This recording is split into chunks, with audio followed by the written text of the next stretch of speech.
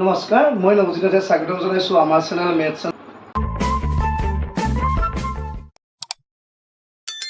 এছিয়াবৰ অসমীয়াত হ'ল গ খা উ, ইয়াক কোৱা হয় গ খা উ, ইয়াক কোৱা হয় ল খা গু।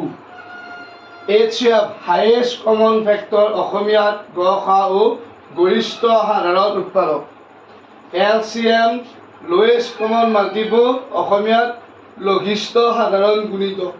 তো আমি ফাৰ্ষ্ট টাইম মই 12 আৰু 24 এটা নাম্বাৰ ল'লোঁ, ইহঁতৰ HCF আৰু LCM ওলাম। আমি ফাৰ্ষ্ট প্ৰাইম ফেক্টৰাইজেশ্যন মানে মৌলিক উৎপাদক পদ্ধতি ওলালে এনেকৈ ওলাব লাগিব। 12ক আমি হৰণ কৰিম, কিহেৰে 2ৰে যায় 6 বাৰ, 6ক কিহেৰে যায় 2ৰে 3 বাৰ। আকৌ আমি 24ক তেনেকৈ হৰণ কৰি ল'ম, 2ৰে 24ক 12 বাৰ, 2ৰে 12ক 6 বাৰ, 2ৰে 6 3 বাৰ। তো দিয়াৰ ফল আমি লিখিম 12ক কাক পূৰণ কৰি পালোঁ 2 পূৰণ 2 পূৰণ 3, 24ক কাক পূৰণ কৰি পাইছোঁ 2 পূৰণ 2 পূৰণ 2 পূৰণ 3। তো ইহঁতৰ পৰা আমি যদি HCF ল'ব লাগে, দিয়াৰ ফল HCFটো হ'ব তোমালোকৰ দুটাতে থকা কমনবিলাক।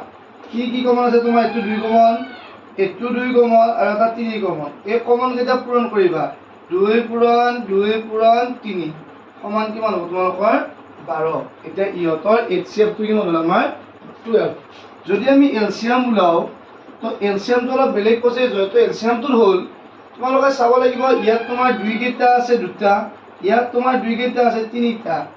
2 নম্বৰটো ক'ত বেছিকৈ আছে? 24 বেছিকৈ আছে। কিমান বেছিকৈ আছে? 3টা আছে।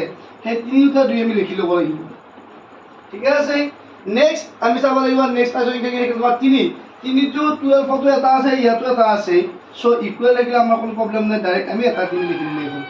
চ' ইয়াৰ ৰিজাল্টটো কিমান হ'ব? 2 2 গুণ 4, 4 2 গুণ 8, 3 গুণ 24। তো এইটো মন কৰিবলগীয়া যে 2 সংখ্যাটো কোনটো ঘৰত বেছিকৈ আছে আৰু কিমান বেছিকৈ আছে সেইটো তাত লিখিব লাগে, আৰু কম থকাটো তোমালোকে লিখিব নালাগে।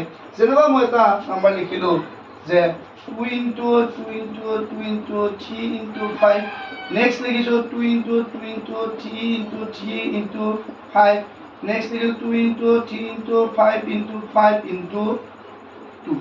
এতিয়া ইহঁতৰ যদি তুমি HCF ওলোৱা যোৱা, ধৰি ললোঁ মই এইটো A, এইটো B, এইটো C, ইহঁতৰ HCF হ'ল কমনটো। কমন কি পাইছোঁ আমি? 2 এটা কমন পাইছোঁ, 2। নেক্সট কমন পাইছোঁ আমি এটা 3 into 3, আৰু কি কমন পোৱা গ'লে আমাৰ আৰু এটা 2 আছে চবতে, এইটো 2 কমন পাইছোঁ। আৰু নেক্সট আমাৰ 5 এটা চবতে আছে, কি আছে আমাৰ 5 এটা আছে। 2 3 গুণ 6, 6 2 গুণ 12, 5 12 60। এইটো হ'ব তোমালোকৰ HCF। যদি LCM উলিয়াব লাগে তেতিয়া কৰি আমি 2 ইয়াত কিমানটা আছে? 2 ইয়াত তোমালোকৰ কিমানটা আছে? 3টা আছে। ইয়াত 2 কেইটা আছে? 2টা। ইয়াত 2 কেইটা আছে? 2টা। হাইয়েষ্ট 2 কোনটো ঘৰত আছে? 1 আছে। কিমানটা আছে? 3টা। চ' আমি 3টা 2 লিখি ল'লোঁ। নেক্সট আমি 3 ক'ত আছে? 3 ইয়াত কেইটা আছে? এটা। ইয়াত কেইটা? এটা। ইয়াত 3 কেইটা আছে? 2টা। চ' হাইয়েষ্ট থকাৰ কাৰণে 3 কেইটা আহিব? 2টা। ইয়াত 5 এটা, ইয়াত 5 এটা, ইয়াত 5 কেইটা কিন্তু তোমালোকৰ 2টা। চ' 5 কেইটা আহিব তোমালোকৰ 2টা, ঠিক আছে। তো ইহঁতক আমি পূৰণ কৰিম। পূৰণ কৰিলে 2 2 গুণ 4, 4 2 গুণ কিমান হ'ব? 8 পূৰণ 3 3 গুণ 9 পূৰণ 5 5 গুণ 25।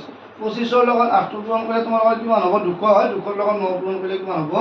1800।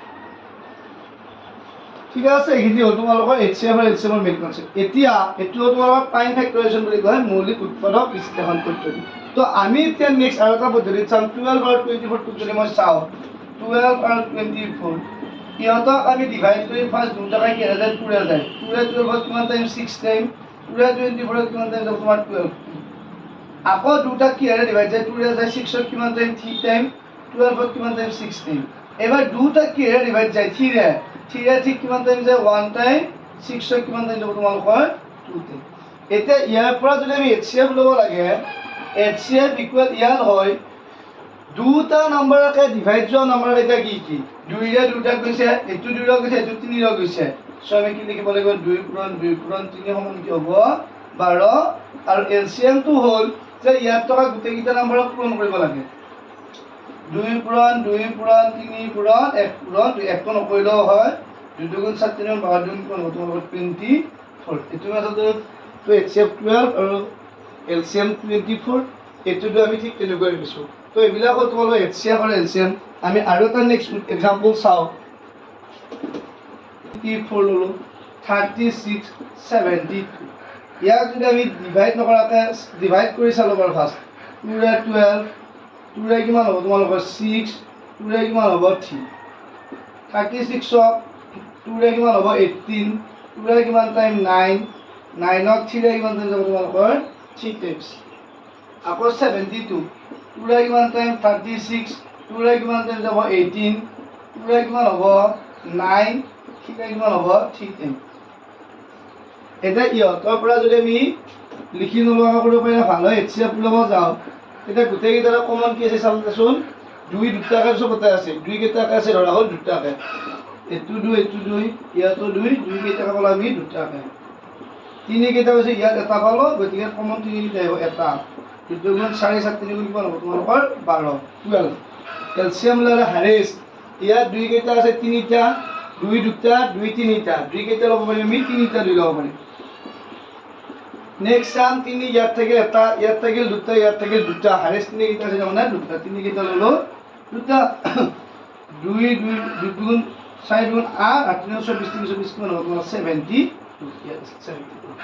এইটো হ'ল HCF এইটো হ'ল HCF আকৌ যদি লং প্ৰচেছটো চোৱা যায় 24 36 72 আমি ইয়াত ডিভাইড কৰিব পাৰোঁ যে ইয়াত কি হেৰে যায় চ আমি গমে পাওঁ যে ডাঙৰ এটা ল'ব পাৰোঁ তো 6 এৰে যায় দুটাইকেইটা 6 এৰে কিমান টাইম যাব 4 টাইম 6 টাইম 6 বাৰ 72 আকৌ গম পাইছিলে ইহঁতক চবকে 2 ৰে যায় 2 6 3 বাৰ 12 টাইম যাব 6 বাৰ ঠিক আছে আৰু গোটেইকেইটাক যোৱা নম্বৰ আছে নেকি নাই চ তোমাৰ HCF টো কিমান পোৱা গ'ল 12 কিন্তু LCM ইটা হয় গনা সৰুলে লৈ যাব লাগিব ইহঁতক ডিভাইড যায় কি 3 ৰে 3 ৰে 2 যায় নগলে আমি কিমান দিব লাগে ডাইৰেক্ট নামটো লিখিব লাগে 3 ৰে 3 কিমান বাৰ যাব একবাৰ যাব 3 ৰে 6 কেইবাৰ যাব 2 বাৰ আকৌ ডিভাইড কৰিব লাগে কি 2 ৰে 1 টাইম 1 টাইম 2 ৰে 2 কিমান যাব তোমালোকৰ 1 টাইম এতিয়া ইয়াত আমি HCF কি পালো দুটাতে গোটেইকেইটা ডিভাইড যোৱা নম্বৰ কেইটা HCF হয় 6 ইনটু কি আছিল 2 সমান কি হ'ব 12 আৰু LCM হ'ল গোটেইকেইটা নম্বৰ পূৰণ ইফালে